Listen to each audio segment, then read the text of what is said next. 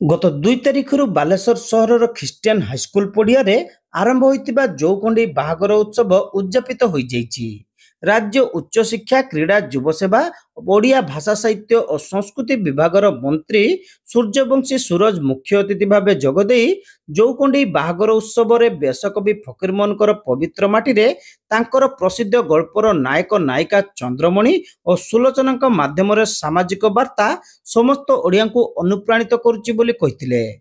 बालेश्वर लोककला साहित्य संस्कृति प्रभृतिर विकास क्षेत्र में आम सरकार समस्त प्रकार सहयोग जोगाई देबे बोली मंत्री सूर्यवंशी सूरज प्रतिश्रुति देथिले। एक बाहागर एक बाहाना लोककला को बंचेबा पई एक अक्लांत उद्यम एवं ए उद्यम बालेश्वरवासी करिसंती, शिल्पी माने जोग दैछंती, समाजसेवी माने जोग दैछंती, साहित्य माने जोग दैछंती। ए पर्वटी एक लोक पर्व रे परिणत हिछ।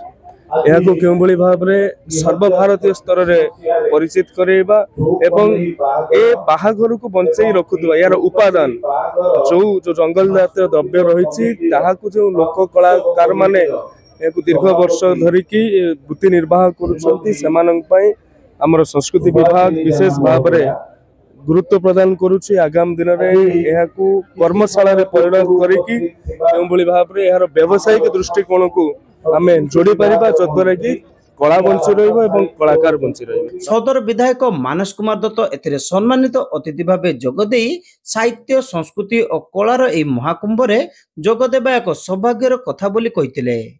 जौकंडी बाहागर उत्सव कमिटीर अध्यक्ष तथा बस्ता विधायिका सुभाषिनी जेना उद्यापनी कार्यक्रम रे पौरोहित करने सहित कला साहित्य संस्कृति बालेश्वरवासींकर प्राणर स्पंदन बोली कहिथिले। जौकंडी बाहागर बालेश्वर अनुष्ठित सर्वप्रथम आमर संस्कृति परंपरा ऐतिह्य को मान्यता दबा सहित जो मैंने जौकंडी तैयारी प्रोत्साहन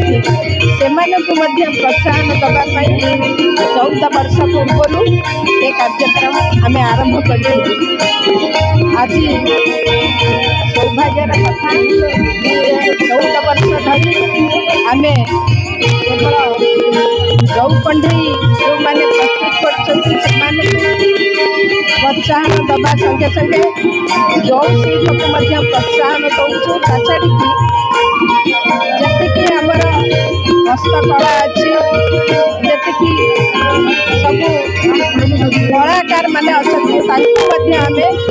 14 वर्ष धरी प्राधान्य दौचु।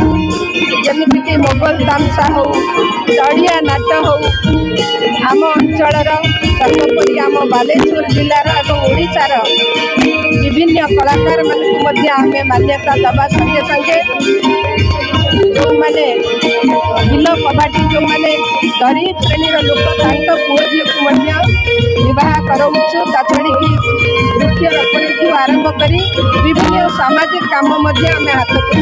मुख्य वक्ता भावे फकीरमोहन साहित्य परिषदर पूर्वतन सभापति डॉक्टर शिरीष चंद्र जेना आजिर समाज पई फकीरमोहनकर चंद्रमणि और सुलोचना एक चिरंतन सत्यर प्रतिश्रुति होई रहितिबा वक्तव्य माध्यम आलोकपात करथिले। इमामी पेपर मिल्स व्यवस्थापक डॉक्टर यूसुफ अली सलांके और युवोद्योगी मौसम कुमार सिंह एथिरे अन्यतम अतिथि भावे जोगदे वक्तव्य प्रदान करथिले। जौकंडी बाहागर बरपक्ष कवि तथा लेखक कालिकिंकर दास एवं तांकर सहधर्मिणी सौभागिनी मिश्र तथा कन्या पक्ष विशिष्ट शिक्षाविद डॉक्टर पंकज कुमार जेना और डॉक्टर सुस्मिता जेना एथिरे मंचासीन थिले। एही अवसर में जौकंडी बाहागर उत्सव स्मरणिक को अतिथि माने उन्मोचन करथिले। एथिसहित उत्सवर उद्योगी और संग्रामी महिला मालती दास को संबर्धित करा जायतिला।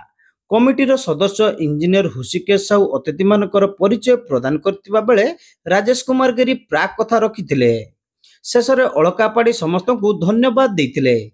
प्रारंभ में गुरु नंदकिशोर दास संतूर वादन और कंठशिल्पी मानकर संगीत परिवेषण समस्त मन मोहिला। शिल्पी केशुदास जशोदानंदन आस उपेन्द्र कुमार पात्र गौरांग पाणिग्राही रघुनाथ लेंका परेश दास लक्ष्मी घोष व्योमनाथ रथ ब्रह्मनाथ रथ अंजलि पंडा अनिता रथ धरित्री मिश्र गीता सालू कविता उर्वशी लिपि अर्चना आदि सदस्य माने उपस्थित रहिथिले।